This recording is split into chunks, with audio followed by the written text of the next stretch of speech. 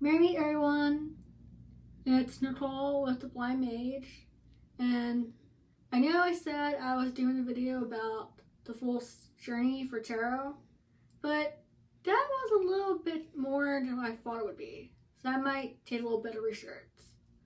So I figured I'd do another video about altars instead.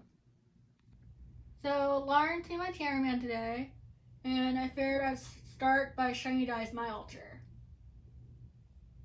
We're going from left to right. So, this one? Yep. So I can see I have a couple of statues of goddesses. I have Artemis and Morgana next to each other. And I also have Pegasus from all the horses and wolves. Flower representing the earth. And then I also have a couple. Let's need adjusting.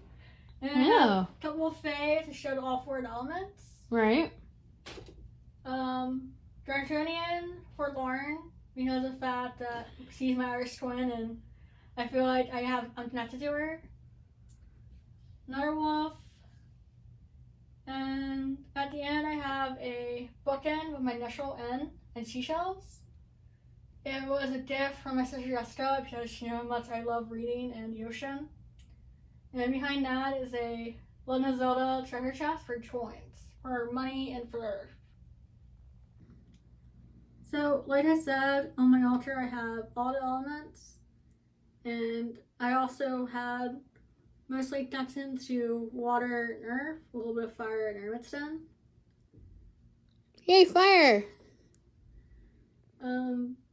The reason why I have faith plant in the center is because I know altars have flowers, and I'm not good enough with green fun to make plants stay alive, so I figured a faith plant would mean the same thing.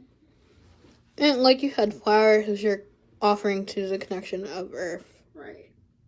So altars are created by any wiccan or pagan or anyone that studies magic. It's a way to create connection to the deities, and it's also a way to create a safe space. So a place where you feel calm, collected, and safe while practicing magic. But it doesn't have to be for magic. You can also use it for meditation, right? Right. Well, a lot of people believe that meditation is a good way to create positive vibes. And that's why a lot of altars are either in the person's bedroom or living room, because it puts up an energy of where you mostly are. So for me, it would be my bedroom. On Enchanting Tales, our blog, I actually wrote a more detailed article about altars and how most that are starting off learning a craft will go for a more ideal altar, which is having a cloth or cutters that you associate with for either the salve or celebration. For example, Saturday was bell time, or another way to refer to it is midsummer. And so people would have reds, fire, a small goddess of Bridget and stuff like that to celebrate the Sabbath. Or they may have it designed for a certain month or for a zodiac sign.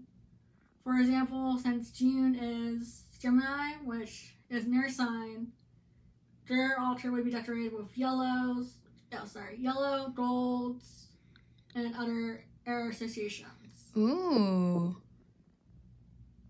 In other cases, other people would have bowls on their altar, and then each bowl would be an actual element instead of a personification of them. So they would have a candle, a small bowl of salt water, sea salt, and a bowl of petals instead.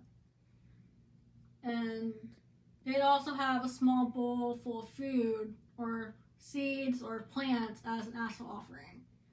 And how that works is that you put a small bowl on your altar to get to the goddess, but you don't consume yourself.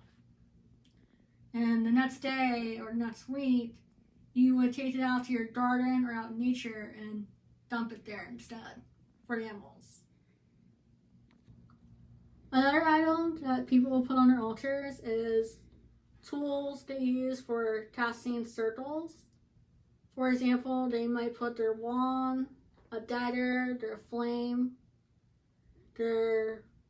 a small cauldron, items that they'd use for spell casting. And some people will often put items associated with one god or goddess if they're asking for blessing or for aid. For example, say that you're having trouble with love, you could decorate your altar for Aphrodite, putting reds, paint, seashells, Rose perfume, rose petals, and stuff like that to gain her favor. But the thing you have to remember is that when you're asking these deities for favors or for aid, you must also thank them as well. Because if you don't thank them, then they might not feel appreciative and they might not help you next time. Or they might take offense to helping you in the future. So, as you can tell from my altar, not every altar is the same. And it's another way for a caster to show their personality and show what they're into. Like, for me, I would have a lot more on my altar if I had room for it. Because I do love animals, and there are some deities that I pay respect to that I don't think are on there yet. But what's funny is that because of the fact that I'm a closet witch, a lot of people just see it as a collection of things I enjoy, and they don't see it as my altar. And some people will have to do that. Some people will have altars in a box in their closet, and will just pull it out when they're about to meditate or do magic. Because either they don't have enough space to set up an altar, or they live with people that would take offense to them having out in the open. Lauren asked me a question off screen. Can an altar be cluttered? And I feel like there's a yes and no answer to that one. For one thing, it depends on the person creating the altar, because only you will know if your altar is enough or it needs more or less. The one thing you want to keep in mind is that you want balance.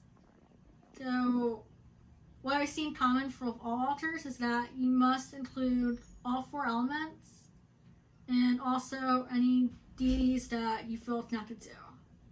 But other than that, an altar can be any way you want it. I've seen examples where there's been some altars where it's just been a goddess, a piece of fabric, and some tarot cards. Where I've seen others where it's 5 bookcases together, and each level a different deity, and the whole level is connected to them. What? Yeah. So, like I said, there's no right or wrong way to make an altar. It's what's the person feels while they're creating it.